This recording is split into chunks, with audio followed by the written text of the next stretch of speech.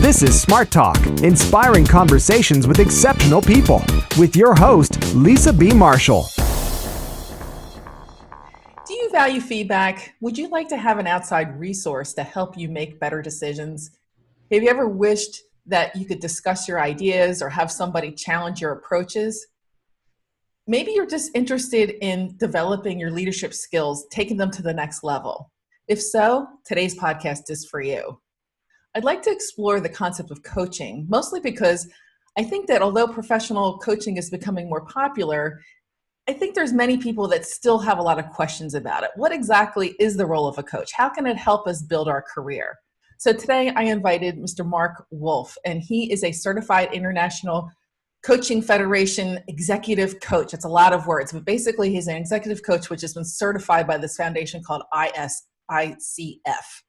And what he does is that he helps businesses and individuals achieve greater success in his areas of expertise, which are communication, business process, and technology solutions. And as a coach and chief thought provoker, he guides organizations and individuals through a systematic process that helps them to define clarity, get direction, and gain new perspectives through this intentional strategic thinking process that he created. He calls it action acceleration. It's really an interesting approach. And he created this from his years of experience as a professional, consulting with medical professionals, creative thinkers, and corporate executives. So Marc, are you ready for some inspiring smart talk? Yes, I am.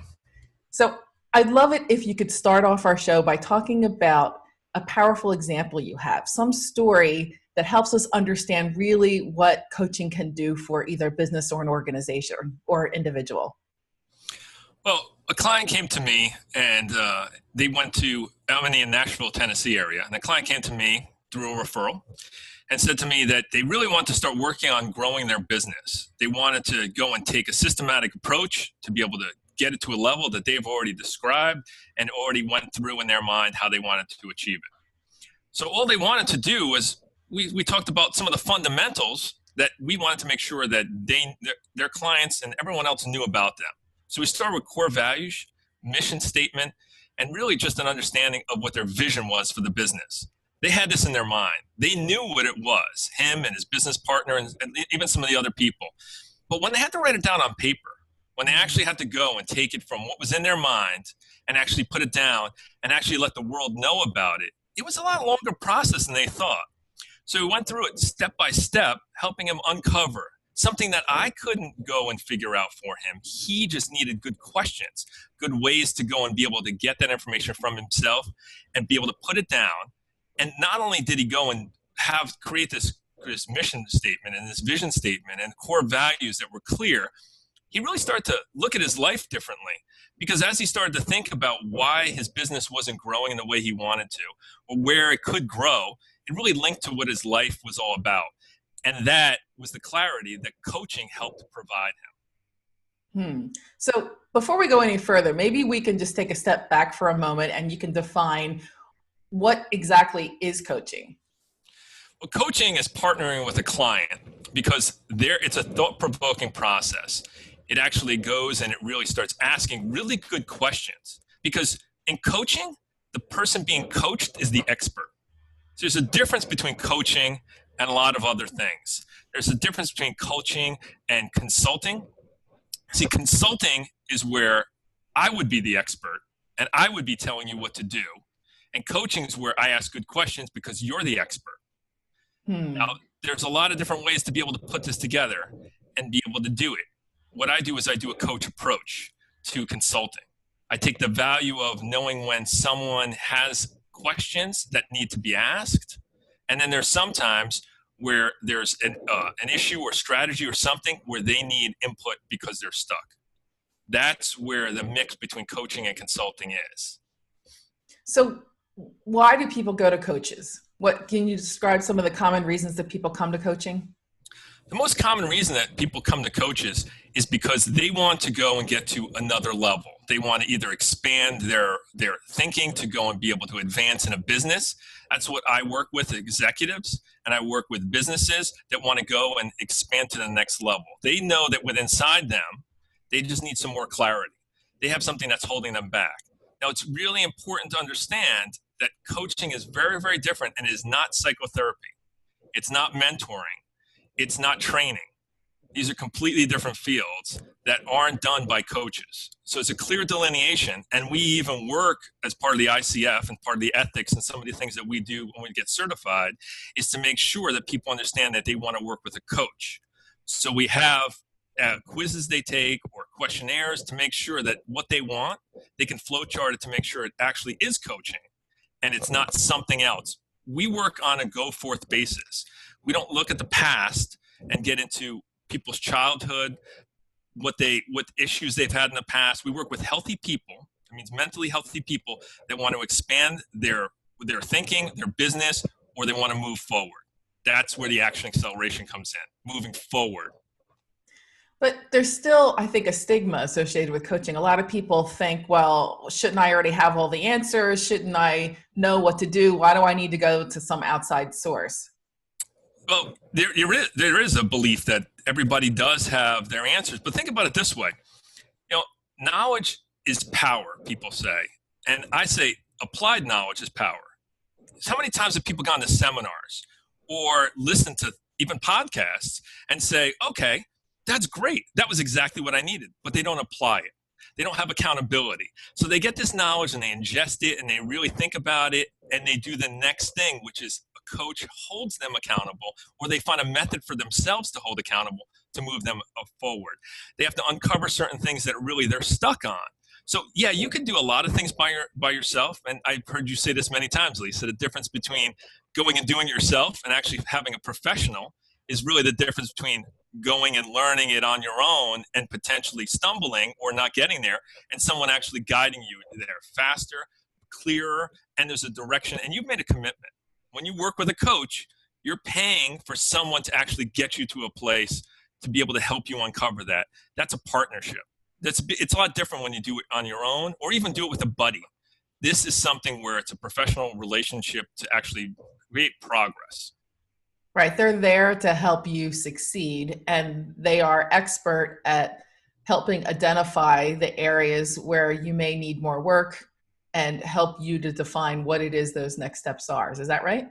Yes, it is. And that's, once you do define it, the beauty of coaching is that you own the ideas that you came out with. So when you come up with something because of good questions, you come through it with a breakthrough or you come in with an insight, when you truly want that to be your change, no one tells you how to do it. You own it and you get to do it. That's the big difference, another difference between coaching and consulting. Consulting says, I know what's best for the process to get you there, and this is what you need to do. With coaching, you actually are the best one to know how to apply and how to take those next steps. Okay, so let's make it more concrete because I'm a very concrete person. If I wanted to work with you, what would the process be? Can you walk me through what it would look like, what it would feel like? So what it is it's first a discovery process to understand first, is coaching right for you? Because sometimes it's training or sometimes it's going to be a different modality that needs to be done. And my focus is on coaching and consulting. So once we get past that and you understand that coaching is going to be the right step through this quiz or through other interactions to understand, then there's a discovery process to really find out what you want to accomplish. What's the goal? What does a win look like that you have to be able to go through it? So let's say, for example, Lisa, that you wanted to be a better speaker, okay? And I do. You know what? And the thing is that, but you looked at it and you say, you know what? There's still something that I'm missing. There's still something I want to be able to do with speaking. I want to take this to the next level. Maybe it's residual income. Maybe these other processes. Maybe there's something else in business that you want to add. But you thought about it and you really have never owned it completely, but you really have a desire to make that happen. By working with a coach, you can find out what's holding you back in that process. You get to actually go through a discovery process. So there first is a conversation on what the goal is. Then the next step is going to be how to go and take steps to go and work on it. And we listen to what your speech is. We listen to what you say and what you don't say. That's part of coaching. We see and we hear things that aren't said that we get to hear on a trend when you continue to go and say what's holding you back or why you're not doing something. And we bring it up to you. So for example, if you said, I'm afraid of being in public. and because I don't like X, Y, and Z. We look at this and go, okay, well, I heard you say that you're afraid of being public, but I see you all the time doing this. Is this consistent with the way you're thinking? So people say things all the time, but when it's brought up to them again, what they say, you start to hear a thread between it all. That's part of what a coach uncovers for you and helps you get clarity on, and then helps you go and walk through those steps to overcome that. And by you doing each one of those steps that we help you define, you get to actually be able to accomplish that goal. But I need to hear some steps. Give me, like, I'm still having a hard time concretely saying, okay, so we defined I need to be a better speaker. Great. We defined the things that are holding me back from being a better speaker. Assume you've got some sort of steps. What might my homework look like for the week or for the month? Or I don't even know how often it would be, but what would I do? So part of what you would do is understand that goal. We have a conversation about speaking and about what you love about it, why you want to do what you say you want to do, what it looks like, so you can visualize it, and then go through and take steps to go and say, okay, well, how do you break down this into smaller chunks to be able to do? What's your next homework going to be? So one of the things might be recording yourself and going and seeing how you look and seeing that, you know what, my perception of how I'm going to be on camera isn't actually as bad as I thought it was. Okay, you've overcome mentally what you thought something was, and actually in reality, the perception of it was different than the reality. You would go through, and maybe the next step is going and writing down and being able to practice more. Maybe the next step is, and there's step by step, you'd be able to go through things that help you overcome some of your fears. Then you go and you put a process together to be able to go and maybe post your first video and show it to someone to get feedback on. So, there's a lot of things you talk about in your podcast that really are steps. You coach. In a way, you help people go through step by step to be able to do it. This is just formalization where it's beyond just communication. It could be other topics. I don't have to be an expert in that topic to be a good coach. That's one of the benefits of being a coach, is that my knowledge comes from listening, understanding, asking good questions, and unpacking that. Not knowing every industry inside and out. Actually, it can actually hurt me if I knew too much about your industry, because then I'm giving tips to say the way I think it should be done. And that's not always the way it needs to be done for you. So what you want it to look like is more of the steps to get there than what I think a great speaker or a great business person would be. Okay, I think I'm getting it more now. So let's say someone wanted to hire a coach. What would they do? What advice would you give them to think about hiring a coach? So how would you approach that? Part of hiring a coach is because you're going to be dealing with business, and you're going to be dealing with you as a person. You really have to mesh with somebody's personality.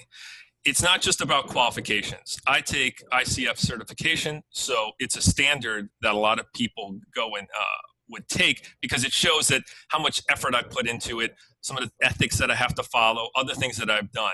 There are other coaching certification boards out there, but that's what I usually recommend first, is to make sure somebody's certified, not just saying they're a coach. A lot of people say they're a coach, but being an actual coach means you have to follow certain rules. Second thing is that you really need to know, like I said, about personality. So there's coaches that work and don't challenge people as much because that's part of their personality. They're very kind of reserved, and they take things methodically, and they're very linear, and that's the way they do it. I'm more organic. I'm going to go and work with the client, and when they're having a mood where they're very excited, they want to accomplish a lot, I keep pace with them. When they want to tone it back down, I'm there with them, but I still hold them accountable to moving steps forward. So part of it is understanding personality. Another thing is that how often they want to meet and how much money they want to spend. Coaches range significantly in the amount of money it would cost, but there's usually, this isn't an overnight process. It can take months and sometimes longer, depending on what you want to do. And once you get there, you have to keep it moving. So you want to make sure you have a process to keep this going, because once the accountability is gone from the coach, that's why you're supposed to be building your own accountability into it, so you can continue to live without a coach. Action acceleration. What it is, right? That's it, right? Just taking the actions that exist and actually moving them faster, because time is our enemy. It's one of the limiting factors. And if we don't start acting on things, to your point before, why can't you do it yourself?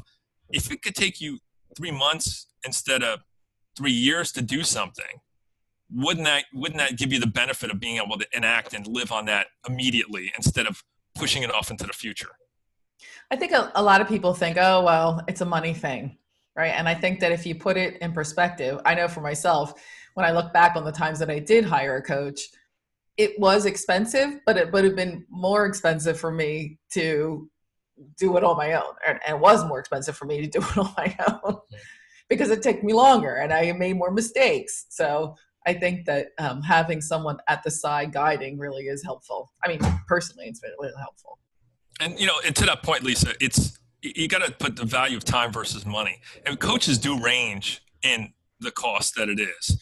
But what happens with that is that if you value the outcome more than you value the input of the cost and resources it would be, that's what it's about. You're always going to be disappointed how much it costs when by the time you get there, you're like, well, it wasn't worth it. Well, then that wasn't a lofty enough goal. That wasn't a stretch goal for you to be able to do. That wasn't really something that you needed to work through then maybe getting to what that level is.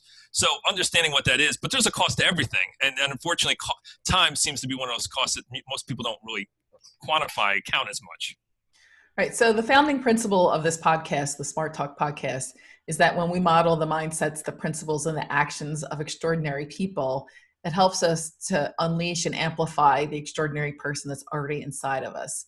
So my final question here is, when it comes to professional development, Marc, what are the 3 most important things that we need to do to move from ordinary to extraordinary?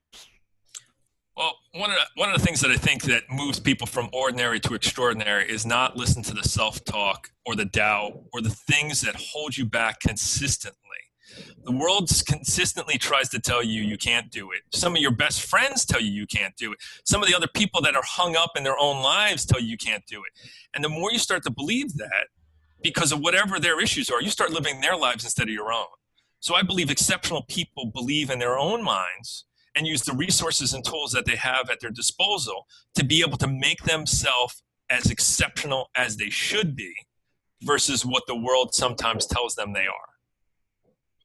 The second thing I believe that it is that it kind of goes on the same thing. It's about yeah buts. The yeah buts are one of those things, and I'm actually working with someone to go and be able to quantify and actually explain about what yeah buts are. Yeah, see, the yeah buts are when somebody gets hung up on, well, I can't do it because, yeah, but it's been done before. Yeah, but it's going to cost me too much money. Some of those things are what hangs us up. Now, that's still different than self-talk because the yeah buts, everybody uses it all the time. It's just a lot of negativity that we create in ourselves because we don't believe we can do it. And that's part of what is a big hang up.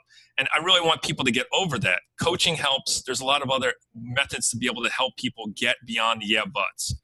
And I believe the third thing is really just surrounding yourself with people who are more positive than you, or at least more excited, that actually draw you forward.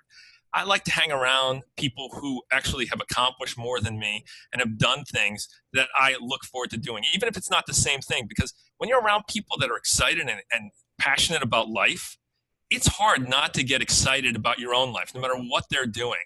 And that's why I love to hang around passionate people and even help create more passionate people, because that passion in their life is just infectious. And I know there's been a lot of talk about, well, passion's not so important. It's funny how every time I hang around someone who's passionate, it helps me and it helps the people that surround me. So whatever the talk is, I'll tell you it's working. All right, Marc, so we're out of time here. I just wanted to say for everyone listening, Marc has started 6 businesses, 4 of which he started by the time he was 28. He has assisted Fortune 500 companies in 18 states. His clients include the Mayo Clinic, CNBC, Toys R Us, and many, many more. He's been consulted by McKinsey & Company, by CNNMoney.com, by CMP Media, and he has been quoted in many different magazines, and he's currently working on a book. If you'd like to learn more about Marc's services and what he can do for you, Marc, where do they find that? Well, right now they can go to marcawolfe.com, MarcaWolfe.com, and or chiefthoughtprovoker.com. Great. And as always, if you loved this interview, enjoyed Marc's insights, I would appreciate if you could send him a message via Twitter and using his handle, Marc. It's MarcAWolfe. @Marc Wolfe. Thanks again, Marc, for your insights. I appreciate it. Thanks so much.